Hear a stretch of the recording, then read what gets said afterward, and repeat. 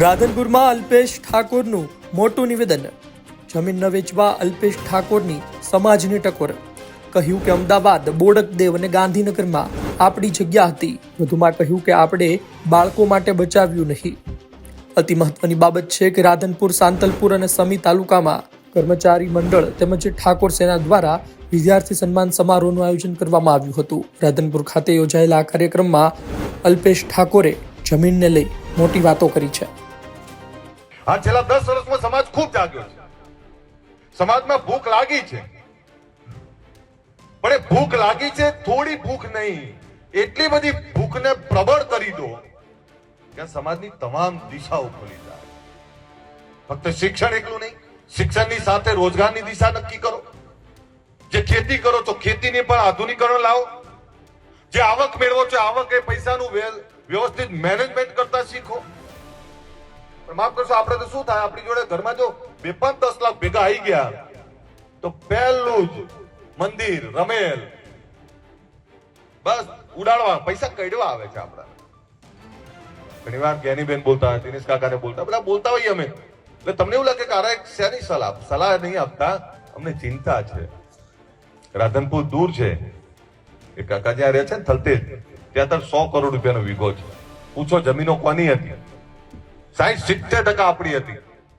આજે વીઘો ઓધવો હોય ને તો તકલીફ પડે એવી છે. પડીએ છે એવા 2-5 આગેવાનો જોડે, એમની જોડે, પણ જ્યાં 60-70% જે જગ્યા હતી તમારી જોડે, એની જગ્યા આજે કઈ નહીં.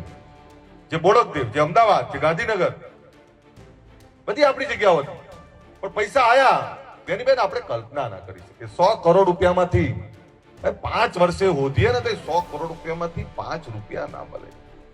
દુખે છે આ કે તમારા રૂપિયા આવીને અમે રાજી થઈએ છીએ, પણ એ 100 કરોડ માંથી 50 કરોડની ફેક્ટરી નાખીને બેઠા હોત ને તો તમને સલામ મારવા આવત કે ફેક્ટરીનો માલિક અમારો બેઠો છે ને સલામ મારવા જઈએ. પણ બાળકો માટે બચાવ્યું નહીં. દુઃખ આ છે. જયારે હું અમદાવાદના ગાંધીનગરની વાત કરતો હોઉં ત્યારે આપણે તો અંતરિયાળ, છેવાડાના વિસ્તારના લોકો, આપણે ખેતી પર નિર્ભર લોકો, તો આપણાને એવા ખોટા ખર્ચા પોસાય નહીં, ના પોસાય.